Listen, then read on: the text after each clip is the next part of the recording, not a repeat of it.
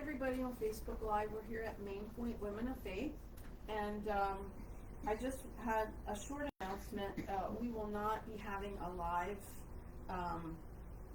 post next week, so if you want to know what we're doing, you're going to have to show up in person, because we won't have a speaker and we won't have a live, but we will be meeting same time, same place. So our speaker tonight is a kind of repeat.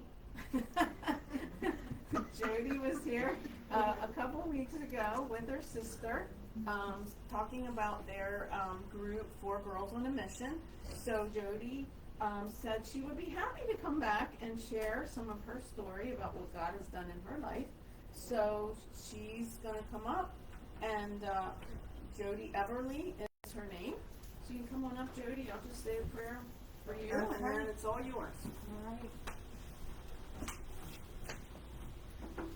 Father God, thank you so much for Jody and her willingness to come back and share some of what you've been doing in her life. We're always excited to hear what you're doing. And so we just ask you to bless her and her family and her business, the job that she works, because I feel like it's getting to be a really busy time for her. With the holidays coming up, so we just ask your blessing on all that affects her, and thank you for what you've been doing in her life, and we'll just give you the honor and the glory for everything you're doing in and through her, and we ask these things in Jesus' name. Amen. Amen. Well, thanks for having me back. You didn't really have much choice. But the reason, actually, I think I'm here is Nora. Are you that? Is your name Nora? Yes, Nora. You had posed the question the last time we were here for 4 Girls. Didn't you ever get off track? Or, like, how did you stay on track? And that question is just awesome. That's a great question. And no, I was not always on track. So I want to share that with you because I think it's nice to know, because I feel like a lot of times we feel very alone in that journey. That, oh, those people just have it all together, and the outside can be really deceiving. But anyway, I grew up in Ephrata, and we lived on Clay School Road my whole life. I never had to move. I have a great parents. They're still living, Debbie and Denny. And they live in Lidditz now. But yeah, we had a really nice life. My sister Allison, and I have an older brother Corey. So I was the second born. Does that mean anything to anybody, being the second born? Middle child. Also the middle child and the second born. We have a reputation for being stinkers. I was a stinker. I was the kid that could be just like Dennis the Menace guy. I would be chewing my gum, and all of a sudden it's out of my mouth, and now it's entwined completely around the bathroom sink nozzle. And I'm like, oh no. So instead of doing the right thing and calling for help, I leave the scene, and no one knows who did it because I was that ghost. I remember one time I had a toothpick, and at the top of the stairs there was this little hole, and I was like, I bet I could fit my toothpick in there. The toothpick broke off, stuck in there. I left the scene again because I knew my dad would find it. I came back in from outside. I see him in there trying to get this toothpick. So saying, "Who did this?" I was like, "I have no idea who did that." But I was the second born. I was also the child, though, that my brother and sister were getting picked on, and if it wasn't by me, they were going to hear it from me to leave them alone. So I would stick up for you if you were part of my circle. As I got older, I really wanted to be popular. That was just so important to me to be liked. I really wanted to be liked by everybody. We always went to church growing up. I remember so much wanting to be liked when I was in about 6th, 7th grade. I was in the youth group at church at that time. Church really didn't mean much to me. It was boring. I went because I had to. That is the only reason I went. If they would have said you can sleep in every Sunday, that's where I would have been, because I didn't want to go. It was boring to me. I had a very short sit still in me. I wanted to go. I didn't really want to sit still. Anyway, I had these friends, and I wanted to be friends with them so badly. I always had trouble fitting in, so I would do whatever I could to fit in. And I actually told them I had a horse. I didn't have a horse. They were horseback riders, Jen Strauss and Marlena Hebner. I said, yeah, I have a horse too, named Ranger.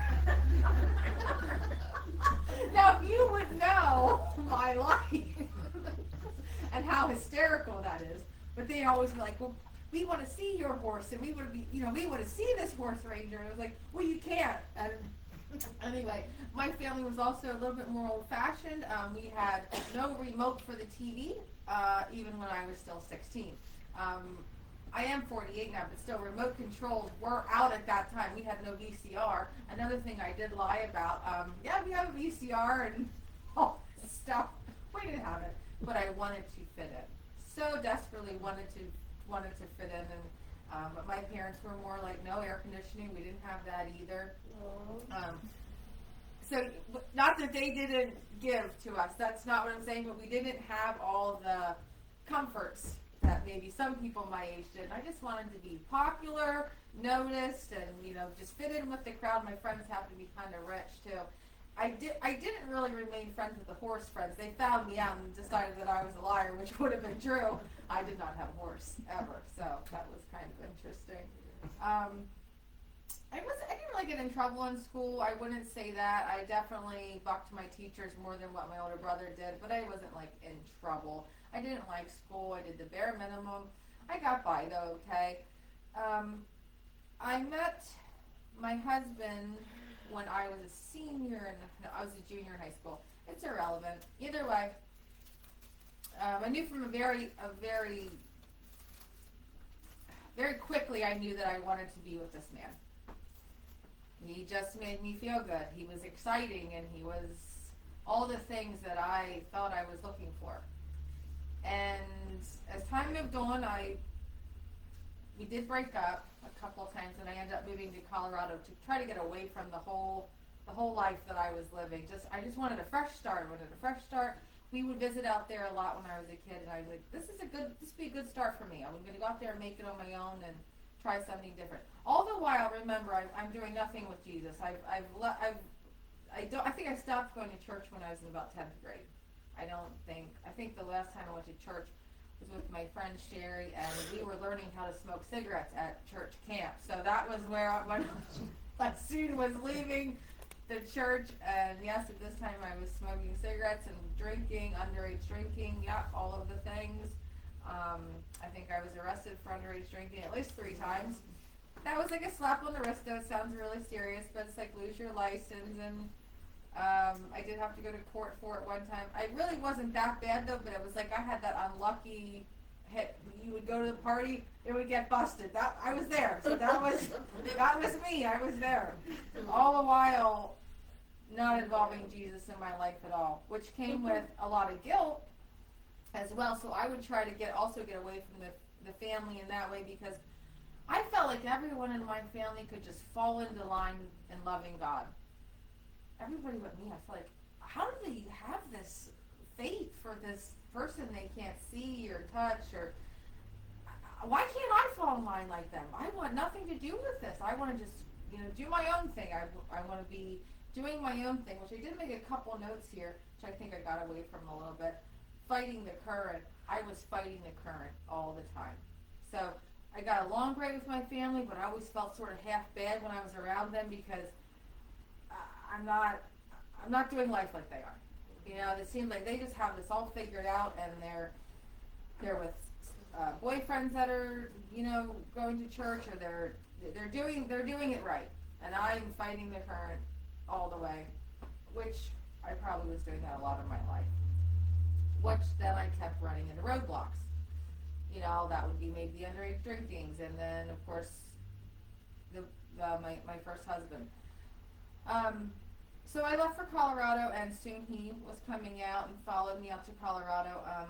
The relationship was very unhealthy from a very, very early start. He had a drinking problem, and it felt really good to be needed, though. So when he wasn't drinking and he was recovering from drinking, he really needed me. He really needed my help. He relied on me. Well, that felt really good. which we all run into that codependent way then where, well, hey, they need me, so that feels good enough. I mean, I'm running away from everything in my life that should probably be staying close to, so well, this guy needs me, I'm going to stay close to this. We end up leaving Colorado to come back to Pennsylvania, and we end up getting married 2003, and we would be married 18 years. We were married 18 years before I did decide to leave. Before I decided to leave, though, I was 40 years old till I found myself submitting to what I should have been submitting to for a very long time. And the sermon was very clear to me. It was Easter, and it was the Easter sermon, and it was very clear. You either change what's going on, or you're going to suffer. You know, it was very clear. It spoke to me so clearly, and I knew. I was like, I got to get out. I got to get me and my kids away from this. It continued to take, I think, 3 more years. I was 43 when I finally left. And we all know what addiction is like. Well, maybe you don't. And if you don't, it's nothing I can explain. It's nothing I can explain. It is literally from the pits of hell, where you watch people and how it hurts you. It hurts your family members. It hurts everyone around you, and it steals your soul. And it's a family thing too. So my kids suffered from it, and of course I suffered from it. And you watch your spouse suffer from it as well. So when we got out, it had to be a secret. So for 2 months, I lived in secrecy and had a house that my parents helped me buy. And when I finally did say it, I 3 days I said it before I left that we're moving out. I told him 3 days, and to this day he questions why I would lie to him like that. But I had to do that in order to get us out. Otherwise, I would have just kept getting sucked back down the same. And Jesus was clear to me, you need to go. It was so clear. He told me it was time for me to take the kids, and we needed to go. So it was a good decision. It wasn't an easy decision. I got a lot of opinions back, of course, that God doesn't like divorce. Well, no, he doesn't. But I would like you to know that God doesn't like us to suffer either. Mm-hmm. So he doesn't want us to suffer. So if there's something that's, having you suffer, God doesn't want that. He wants you to be free from that. So I was really in the valley at that point. My sister and best friend practically carried me out of that house that day, because it is so hard to make a change. It is so hard to not be comfortable. It is so hard to hurt somebody. It's so hard.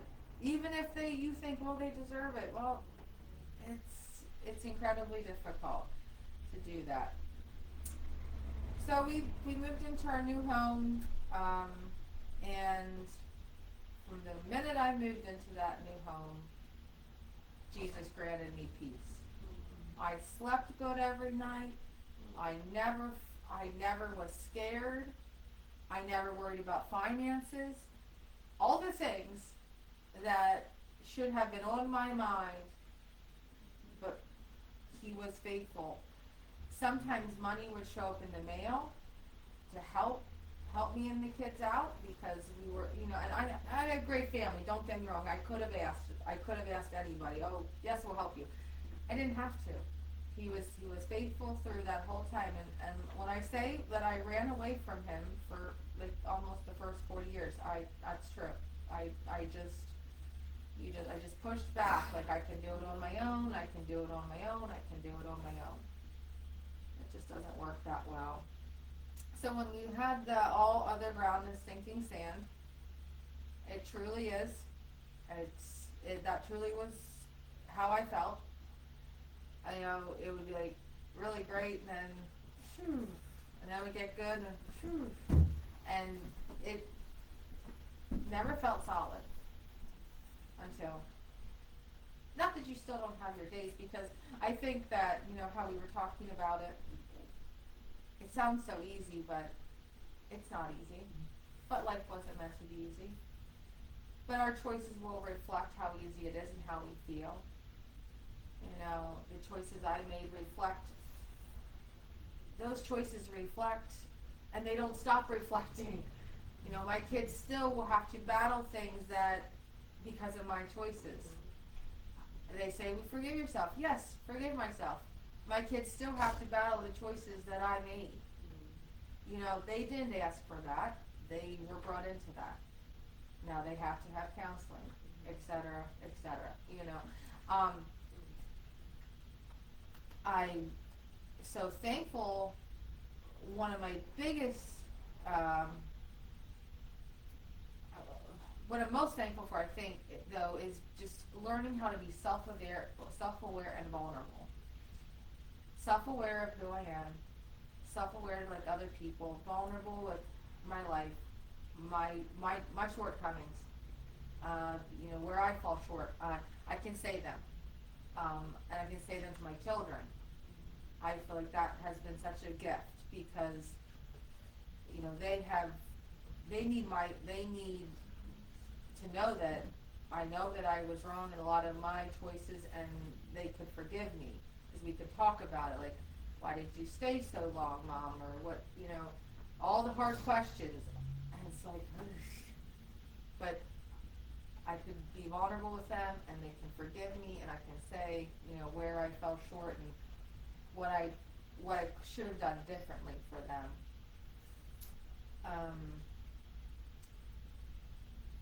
So let me get back to my notes here. Oh, and another word that keeps coming up that I would think is really pertinent to making the good choices, or, you know, kind of building your life on a solid rock, is the word thrive. Thrive. That word's been coming up in the last week. There's a couple different things that have happened, and I would say now today, with Jesus' help, I'm thriving more to be the authentic me that He created me to be. Where before I was, you know, stuck. Not that I still don't struggle, please, because just saying that, you know, it sounds so easy, and, you know, Nora, you brought up, you know, how to, it's not that I don't struggle. I still have things that come up and, you know, resurface, and I got to fight them away again. But I would say that the best thing we can give ourselves is, if we want to thrive and be our most authentic self, is, you know, be able to forgive, you know, and be able to really talk honestly with people, honestly with your kids or your friends, or, because life is short and we don't know tomorrow. And I think Jesus just really smiles when we make things right with people, if we can. I think that just really brings a smile to His face, just watching two people work it out, because we all are guilty of wanting to be right and all of those things. And I'm trying to model that for my kids now more and more, just to have a good conversation. It doesn't have to even be long sometimes, but just a good, vulnerable, heart-to-heart. So 48 in a little less than 2 weeks. I'm remarried now to a really great guy. We were married 2 years in September. He's a great stepdad, and he's a great husband. He nurtures our relationship, and he takes good care of me and the kids, and I never wonder where he is at night. He does not drink. I repeat, he does not drink, which has been a real help to relationships, because that was, although back to that real quickly. I wouldn't be who I was today without walking those 18 years. I wouldn't.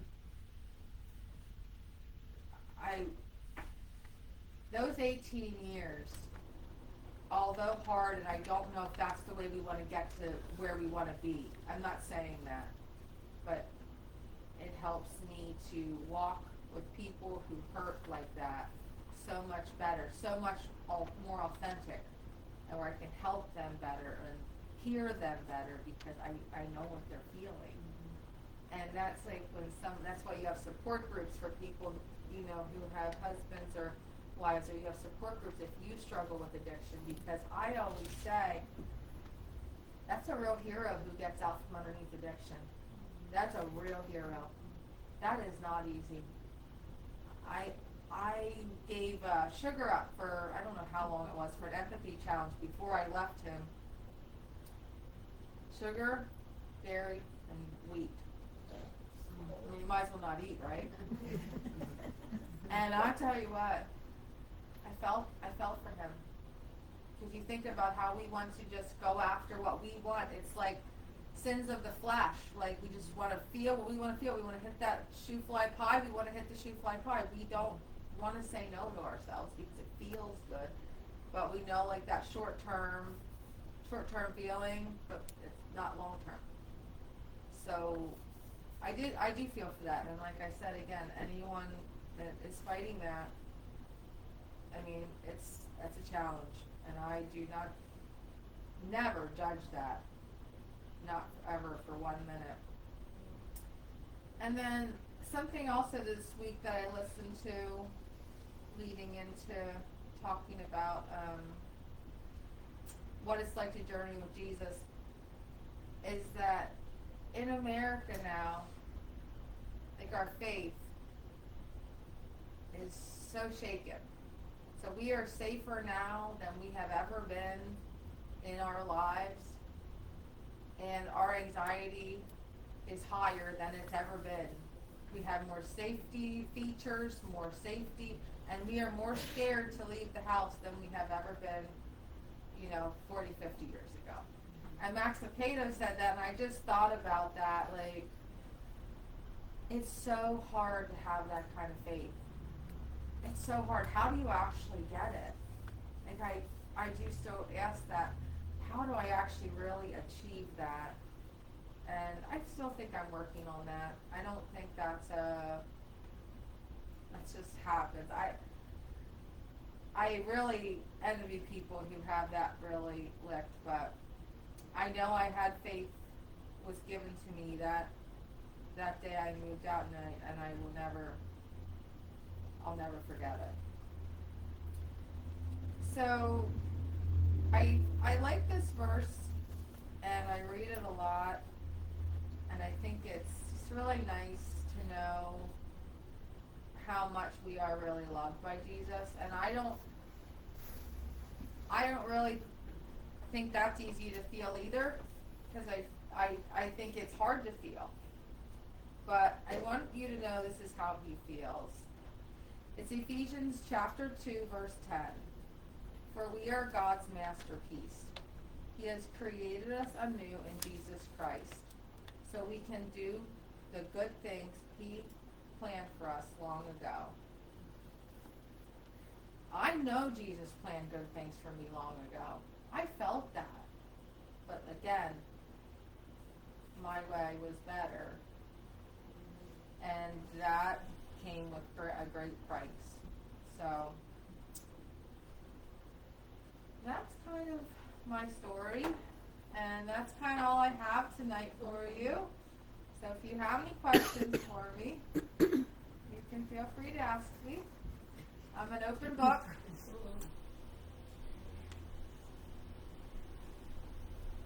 Any comments or questions for Jody? I was writing stuff down. I saw you taking notes. That's really great. Change is uncomfortable. Does everybody agree with that? You want to stay in our little comfort zones, even if it's painful, even if it holds us back, because change is uncomfortable.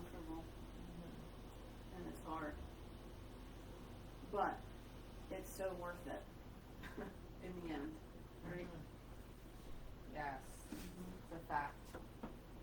And I think you said God was faithful even when you were running, and He is, and God is sovereign. Like He knows everything about everything, everything about everybody, and He's in control. And I think that's what helps me when you were saying like the anxiety in our culture is so high. I think that's what helps me calm myself down, is knowing that God is sovereign and He knows what's going to happen tomorrow. He's already there, And I think I've shared many times here the verse that I a lot of times repeat to myself: trust God and do good. Trust God and do good. That's all He asks of us, And if we do that, He's there and takes care of us. And the verse that you read, I think we just talked about that verse the other week.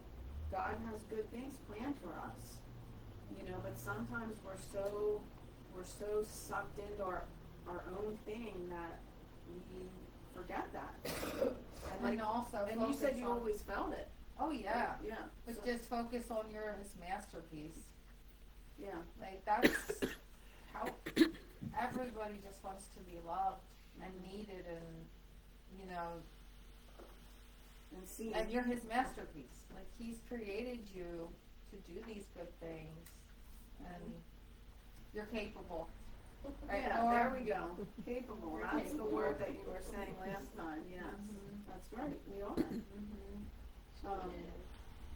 And you were saying, you felt like you almost needed to go through those 18 years you found out a lot about yourself. And that is where your ministry comes out of.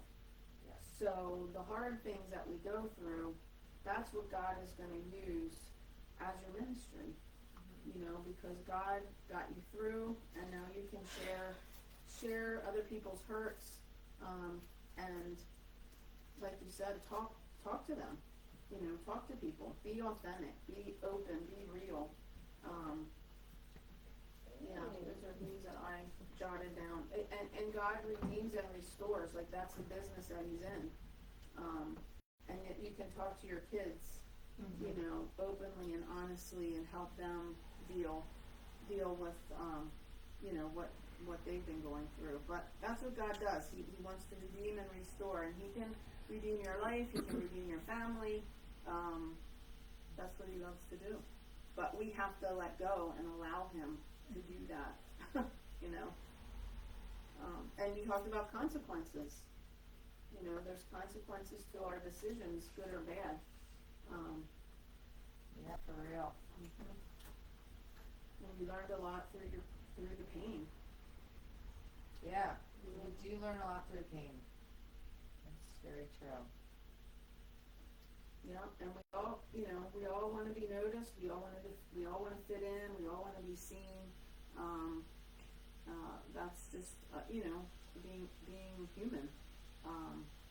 And the way you did that was to take care of your husband with the addictions. That's the codependency thing. That's because we feel needed. We feel wanted because they need us to take care of them. No. Yeah. Because codependency is one of my things. Yeah. And people pleasing, we want to fit in, so we do things to please other people so they accept us. So we lie that we have a horse. We don't have a Right. horse. Yeah. I always wanted a horse. I never said I had one. Do you remember that? We didn't even have a dog. Let alone a horse.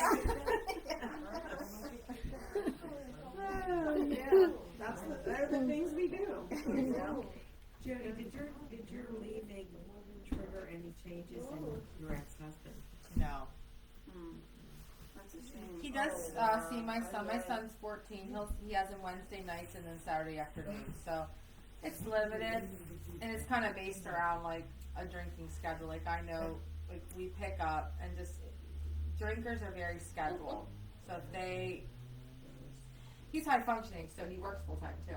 So it's just a very schedule thing, that it always was too. I mean, I just know how it works like clockwork. So yeah, so he is involved though in his life, but it's limited.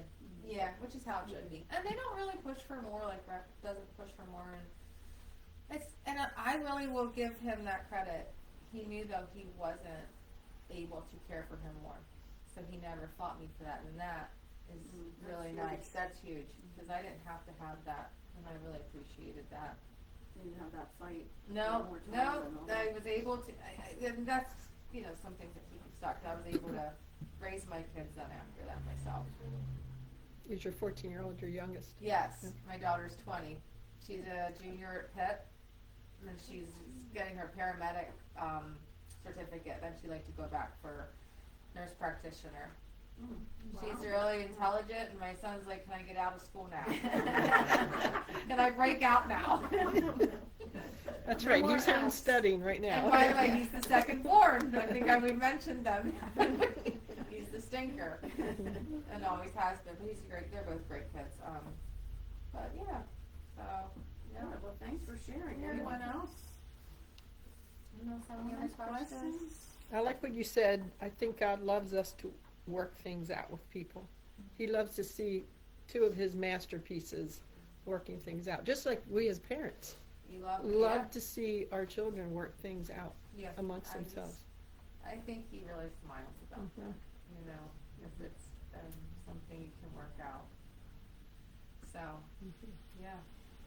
Yeah, great. Well, thanks again for coming back. Yes, So- you're so welcome. quickly. It's such a nice group of ladies, and it feels so homey in here. Well, So I love good. it. I It's hope so we're nice. welcoming and. Oh, you're so welcoming. Yeah, we have Yeah. cupcakes and stuff. Yeah, yeah. You wouldn't want to come. And there's more over there, so. Okay, well, you know. I know, yes. So, everyone on live, we will be here, but we won't be on Facebook next week. So, join us back, I guess that would be like December 3rd, I think. And our speaker that night, is going to be, the director at Ephrata Align. And, I thought of her because Align, they're located a few blocks down on Main Street, and they are, at the beginning of the year, they are going to move across the street from us at City Gate. So they'll be our across the street neighbors, after the first of the year. And it's exciting because the building is a lot bigger, and they'll be able to do ultrasounds there, and, so that's exciting, because a lot of times when somebody sees their ultrasound, and maybe they were abortion minded, they change their mind. So that's exciting to have the ultrasounds here. And also they provide counseling for people who have had abortions.